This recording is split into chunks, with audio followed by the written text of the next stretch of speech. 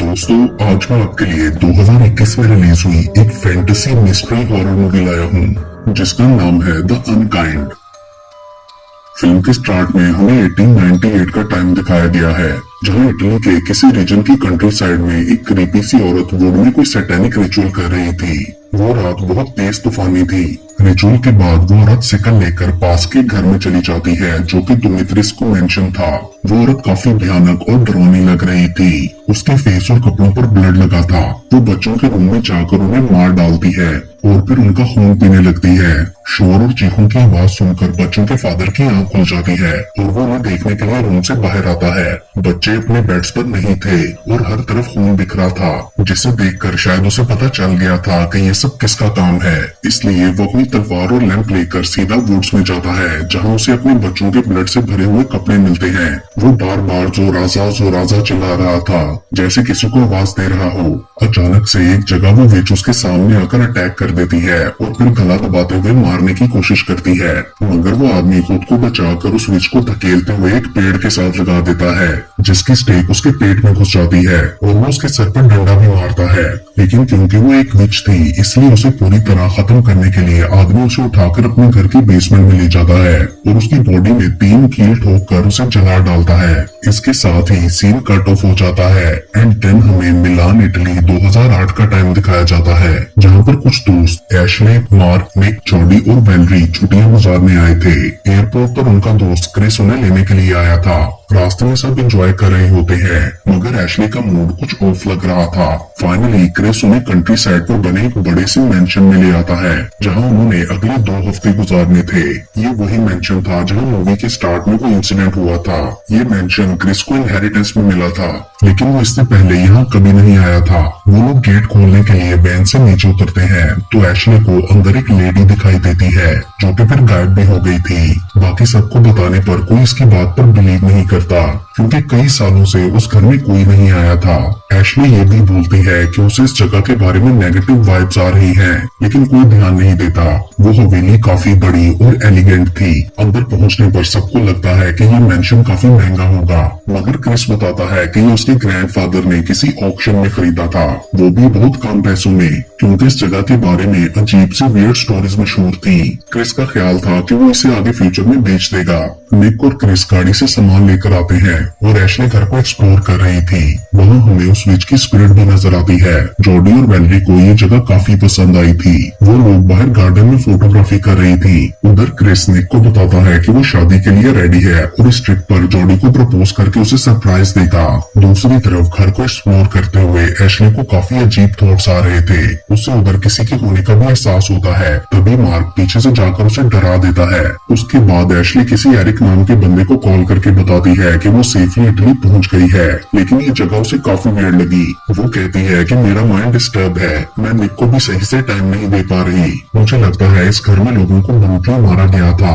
Actually उसके पास psychic abilities थी। वो नेगेटिव एनर्जीज को फील कर सकती थी, लेकिन उसे लग रहा था कि शायद वो मेंटली डिस्टर्ब है। मगर कुछ ऐसा ही एक्सपीरियंस क्रिस को भी हो रहा था। उसे भी नेगेटिव वाइब्स आ रही थी। वो जॉडी को बताता है कि मैं ये घर सेल करके हमारे लिए न्यूयॉर्क में अपार्टमेंट ले लूंगा। जॉडी के जाने के बाद उसे ऊपर की विंडो में कोई औरत खड़ी दिखाई देती है। वो जल्दी से उस रूम में जाकर देखता है, मगर वहाँ कोई नहीं था। मगर तभी हमें वो विच उसके पीछे नजर आती है। रात को सब पार्टी कर रहे थे तो निक ऊपर से एशले को भी बुलाने जाता है, जो कि ड्राइंग कर रही थी, और वो निक को अवॉइड करती है। वो उसे मना रहा था कि तभी उन्हें पास के कबर्ड में से आवाज आती है। चेक करने पर वहाँ कुछ नहीं था, मगर एक फोटो मिलती है इस घर के पुराने ओनर्स की। उसके बाद एशले भी नीचे चली जाती है और सब रात देर तक पार्टी करते हुए वहीं हॉल में ही सो गए थे। तभी हम विच को कैमरा में घर की तरफ बढ़ता हुआ देखते हैं एंड देन दरवाजा खोलने और बच्चों के हंसने की आवाज से एशले की आंख खुल जाती है और चेक करने पर उसे वहाँ 2 बच्चियां भागती हुई नजर आती हैं। उनके पीछे जाने पर वो एक रूम के अंदर पहुँचती है, जहाँ एक ड्रेसिंग टेबल था, और वो उसके आगे बैठ जाती है। अचानक उसके पास एक बॉल आती है। एशले उसे उठाती है तो उस पर ब्लड लगा था और फिर एशले का फेस उस भयानक विच जैसा हो जाता है। वो डरकर चीखते हुए उठती है, मतलब ये उसका सपना था, इसलिए वो दोबारा सो जाती है। जिसके बाद वहाँ रखे रेडियो में से अजीब आवाजें आने लगती है और वहाँ हमें विच का साया नजर आता है। अगली सुबह निक उस घर में रखी कुछ फोटोज देखता है जो वहाँ के पुराने ओनर्स की थी। उसे उन पिक्चर्स में दुख और दर्द फील हो रहा था। उसके बाद वो सब लोग पास के गांव जाने का प्लान करते हैं ताकि खाने की चीजें ले सकें। उधर एशले फिर से घूमते हुए एक ऐसे रूम में पहुंच जाती है जहाँ बहुत सारे मैनिक्विन्स थे। वहाँ उसे वही विच हॉन्ट करती है। उससे डरकर भागते हुए सब स्टैचूज गिर जाते हैं जिनमें उसे एक जली हुई बॉडी का सर नजर आता है। तभी निक वहाँ आकर उसे संभाल लेता है और उसे तसल्ली देकर वो विलेज जाने के लिए नीचे क्रिस के पास जाता है, मगर उनकी गाड़ी स्टार्ट नहीं होती। इंजन के अंदर कोई जानवर फंसकर मर गया था। उसे निकाल देने के बाद भी गाड़ी स्टार्ट नहीं हो रही थी। वो सब इस सिचुएशन से परेशान हो जाते हैं क्योंकि उनके पास खाने के लिए भी कुछ नहीं बचा था। सब मिलकर सोचने लगते हैं कि अब क्या किया जाए। क्रिस कहता है कि उसके ग्रैंडफादर को जंग से बहुत डर लगता था, इसलिए वो इस पॉइंट ऑफ व्यू से हमेशा कुछ खाना घर में स्टोर रखते थे जो शायद अभी भी बेसमेंट के पुराने किचन में मौजूद हो। वो एशली और वेलरी को बेसमेंट में खाना ढूंढने भेजता है और खुद निक के साथ गाड़ी ठीक करने की कोशिश करता है। बेसमेंट में जाकर वेलरी एशली से पूछती है कि तुम और निक कब से साथ हो, जिस पर वो बताती है कि 3 साल से, मगर लास्ट ईयर मैं शंघाई ट्रिप पर गई थी तो वहाँ नशे में किसी लड़की के साथ सो गई और तब से ही मैं निक के साथ इजी नहीं हूँ, गिल्टी फील करती हूँ। दूसरी तरफ हम मार्क और जॉडी को एक दूसरे के करीब देखते हैं। वो दोनों एक दूसरे को लाइक करते थे और क्रिस और वेलरी को चीट कर रहे थे। इंटीमेट होते हुए अचानक मार्क को जॉडी में विच की शक्ल दिखाई देती है और वो बुरी तरह डर कर चिल्लाता है। जॉडी उसकी बात पर बिलीव नहीं करती और नाराज होकर वहाँ से चली जाती है। नीचे एशली और वेलरी को कुछ फूड कैंस मिल जाते हैं मगर वो सही नहीं थे। वेलरी को वहाँ से करीबी आवाजें आ रही थी मगर वो इग्नोर कर देती है और दोनों वापस ऊपर चली जाती हैं। उधर मार्क को एक दरवाजा खोलने की आवाज आती है और वो अंदर चला जाता है। उस रूम में कुछ वियर्ड चीजें रखी थी और कुछ ड्राइंग्स भी थी किसी औरत, विच और हैंड की। वहाँ उसे एक और सीक्रेट डोर मिलता है जिसके पीछे एक और रूम था। उधर मार्क एक डायरी देखता है जिसमें सैटेनिक सिंबल्स और रिचुअल्स के बारे में लिखा था और वो बुक अपने साथ ले जाता है। दूसरी तरफ बाकी सब वो खराब खाना खाने से इनकार कर देते हैं। क्रिस कहता है कि वो कल फिर से वैन को ठीक करने की कोशिश करेगा।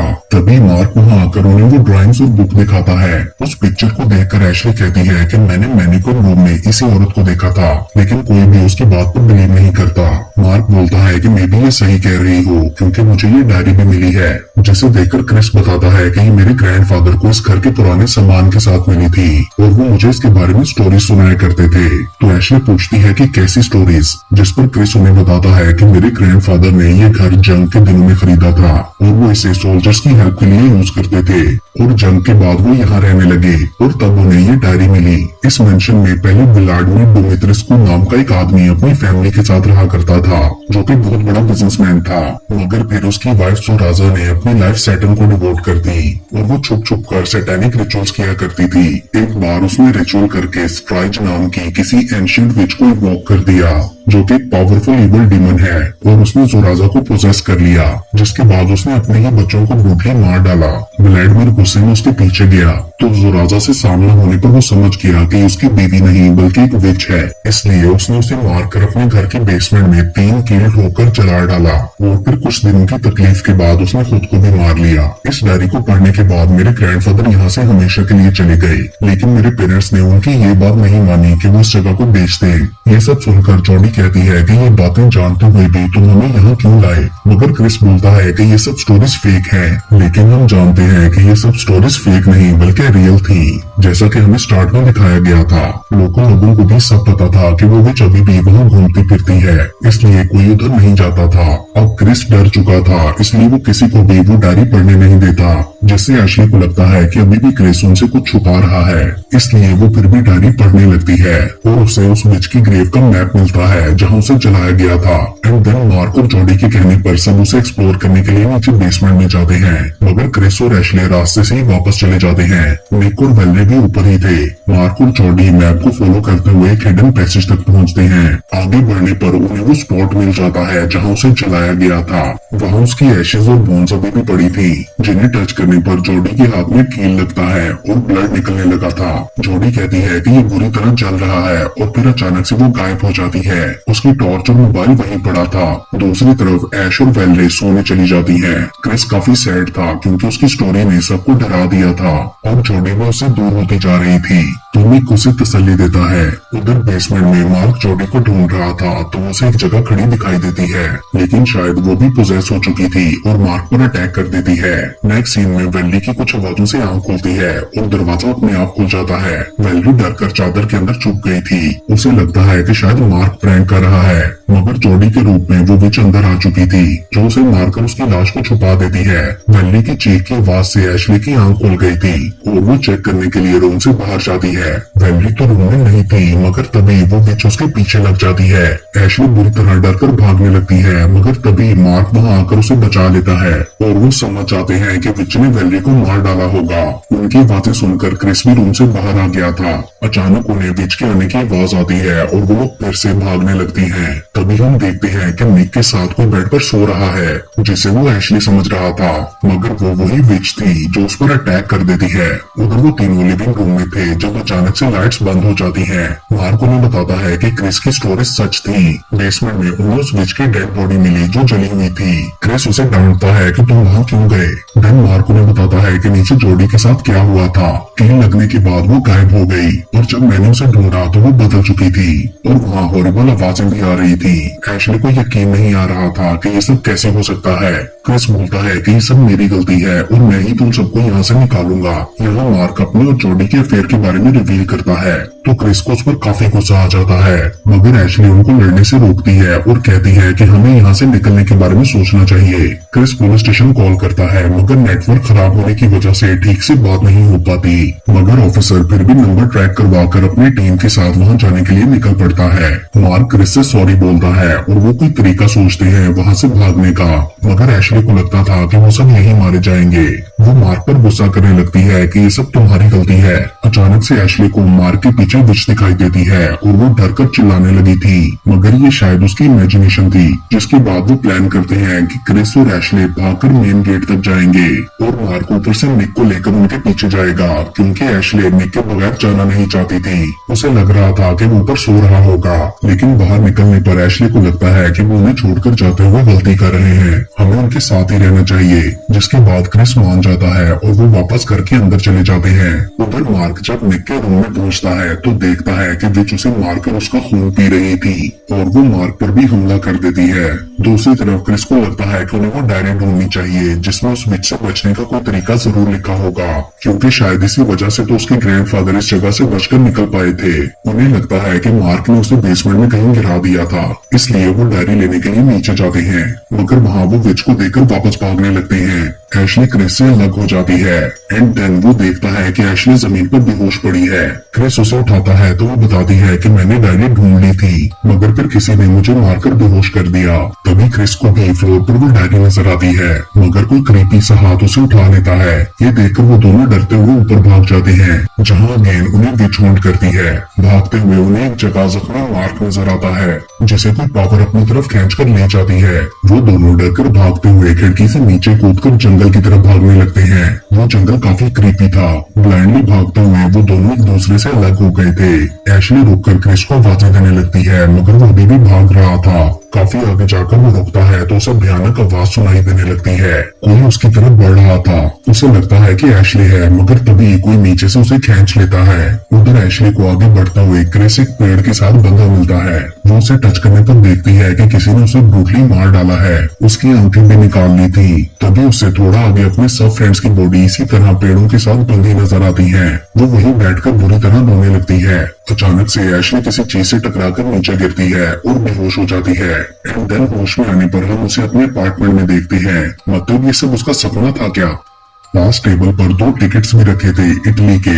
तभी निक बाथरूम से नहाकर निकलता है तो ऐश उससे पूछती है कि क्या तुम्हें मेंशन और विच के बारे में कुछ याद है, मगर वो कहता है कि तुम कैसी बातें कर रही हो, ये सब तुम्हारी इमेजिनेशन है, क्योंकि तुम हॉरर मूवीज बहुत ज्यादा देखती हो।